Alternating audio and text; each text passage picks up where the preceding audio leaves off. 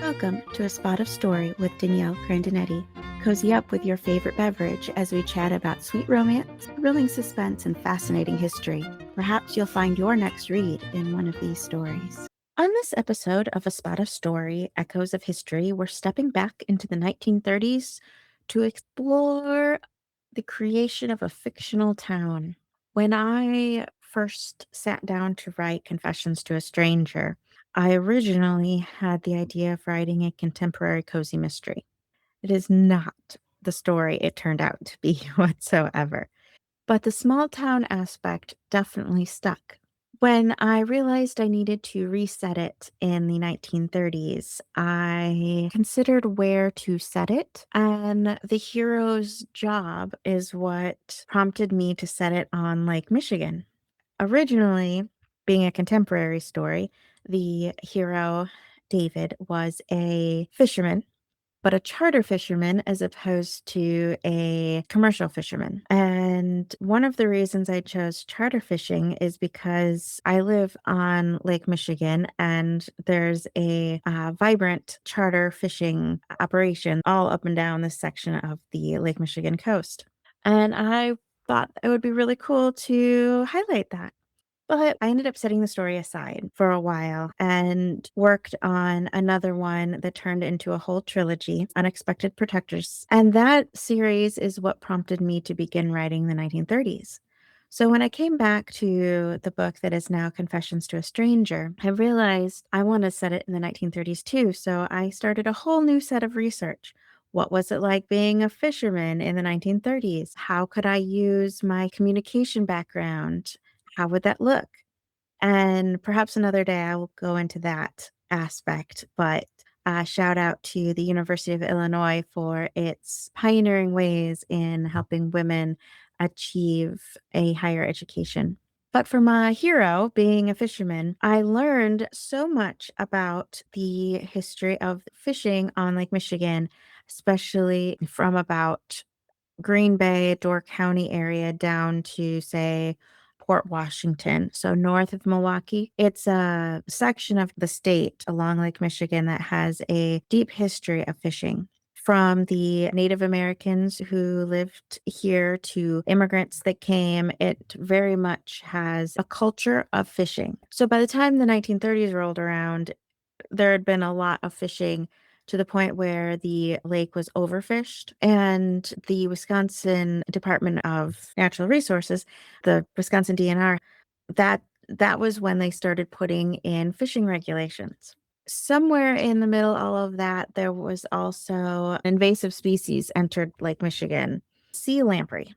It also worked at devastating the fishing population and severely hampered an entire ecological system as well as the fishing economy. So all of this is playing in while drought is happening throughout the state and crop rotation is beginning to happen within the state.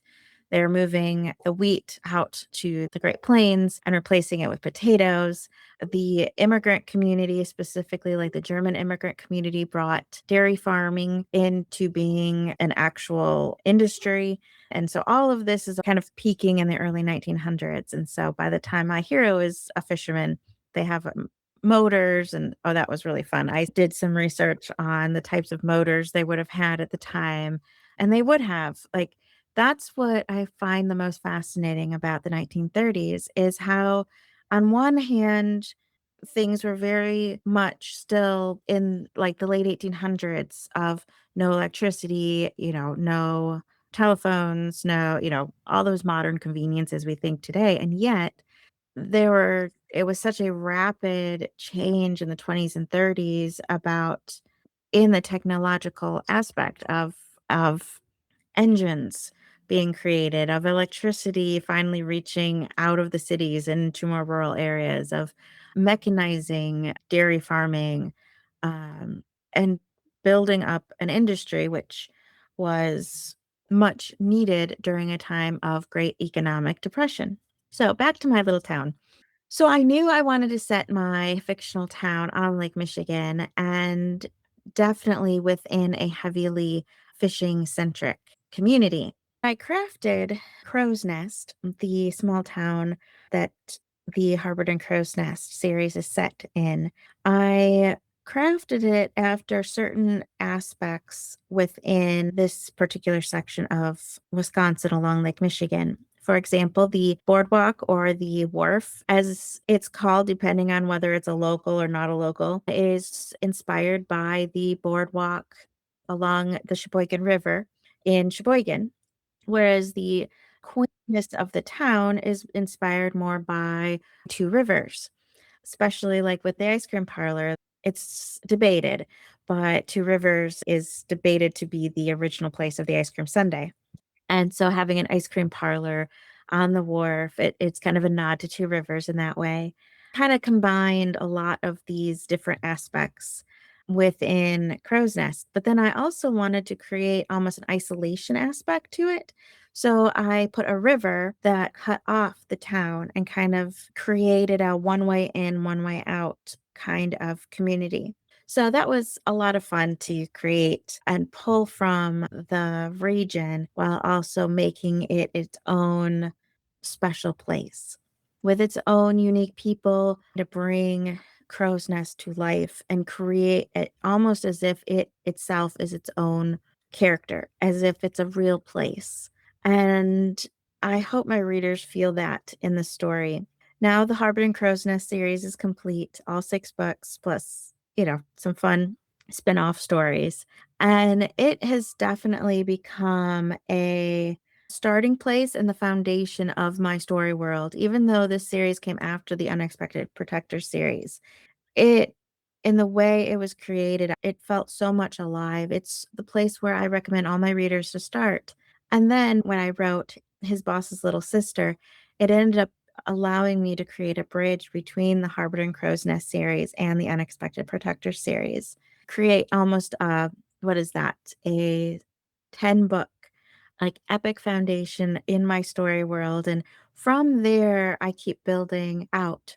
But Crow's Nest really is the heart, and I find myself continually referring to it, having characters drop by or characters from there be referenced in other books because of how real Crow's Nest became, and I hope it is that for my readers as well. Thank you for tuning in to this journey into the past and how I created the fictional town of Crow's Nest featured in my Harvard and Crow's Nest series. You can find additional resources, show notes, including where to find the Harvard and Crow's Nest series on the episode page.